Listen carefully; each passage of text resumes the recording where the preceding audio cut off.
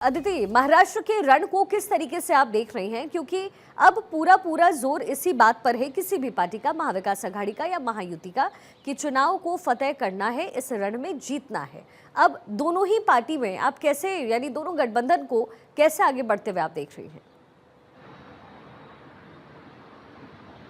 बिल्कुल, देखिए, सबसे पहले तो आपने कहा कि आप चुनाव को कैसे देख रहे हैं, तो मैं बड़े रोचक अंदाज में इस चुनाव को देख रही हूँ, क्योंकि अक्सर जब नतीजे अच्छे आ रहे होते हैं और ऐसा लगता है कि हरियाणा का नतीजा इतना अच्छा है और भारतीय जनता पार्टी, भले ही सबको लग रहा होगा चुनाव सिर पर है और चुनाव की तैयारी है, लेकिन भारतीय जनता पार्टी पिछले 5 साल, जब पहले सरकार 5 साल पहले जो चुनाव हुए थे, तभी से तैयारियों में जुटी हुई थी। लगातार महाराष्ट्र का ऋण इतना ही महत्वपूर्ण था जितना कि उत्तर प्रदेश का ऋण होता है वो महत्वपूर्ण होता है। अब मैं आपको बता दूं शिखा, सबसे महत्वपूर्ण बात यह है कि अभी कोर ग्रुप की बैठक हुई सोमवार को, और उस कोर ग्रुप की बैठक में अमित शाह ने 3 बातें कही। जेपी नड्डा और अमित शाह की अध्यक्षता में कोर ग्रुप की बैठक हुई, जिसमें भारतीय जनता पार्टी के प्रभारी प्रदेश अध्यक्ष से लेकर डिप्टी सीएम जो है वो तमाम लोग उसमें शामिल रहे। 3 बातें कही गई।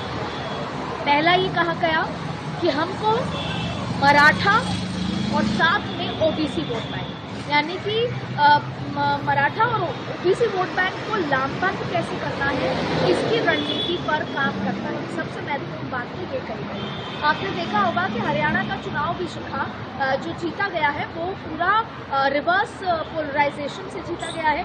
जमीन पर चीजें क्लियर होती गई और रिवर्स पोलराइजेशन, 2 फैक्टर, एक कैबिनेट के अच्छे फैसले और रिवर्स पोलराइजेशन, ये दोनों तरीके से जीता गया है कार्यकर्ताओं को मैनेज करते हुए। यहाँ पर भी वही रणनीति हो रही है।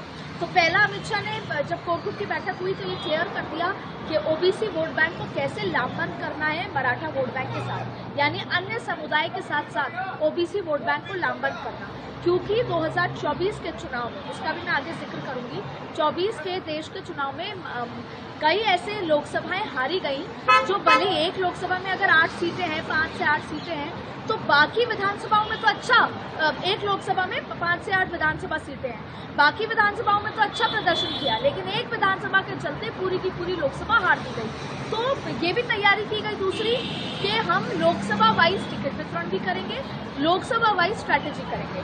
महाराष्ट्र को हमेशा 4 जोन में बांट दिया जाता है। विभद्र भारतीय जनता पार्टी का गढ़ माना जाता है, लेकिन लोकसभा चुनाव में वो बहुत अच्छे से वहां पर चुनाव नहीं जीता गया। तो कारण पता किए जा रहे हैं कि क्या वजह है। तीसरी बड़ी बात है सीट शेयरिंग।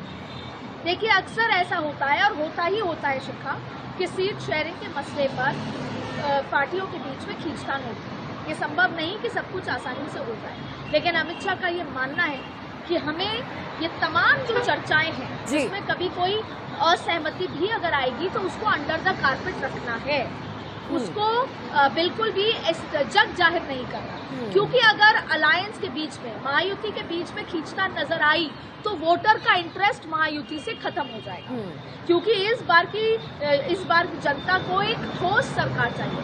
अब आपको मैं ये बता दूं कि 288 के विधानसभा वाले महाराष्ट्र में लगभग 90% सीट शेयरिंग को लेकर बातचीत हो चुकी है, और इसका प्रमाण प्रफुल्ल पटेल, जो अजीत पवार के वाले जो प्रफुल्ल पटेल हैं पार्टी के, उन्होंने कहा कि 230 सीटों पर लगभग बातचीत हो चुकी है। लेकिन अगर आप मुझसे फेयर आइडिया मांगे तो देखिए, 288 में से 158 भारतीय जनता पार्टी चुनाव लड़ना चाहती है, 70 सीटों पर एनसीपी शिवसेना चुनाव लड़ना चाहती है और 50 सीटों पर एनसीपी की बात हुई है।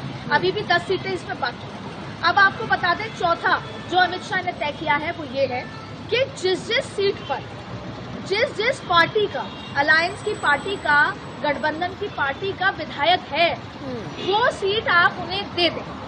अगर भारतीय जनता पार्टी का है किसी सीट पर तो भारतीय जनता पार्टी का ही विधायक चुनाव लड़ेगा, यानी नेता चुनाव लड़ेगा।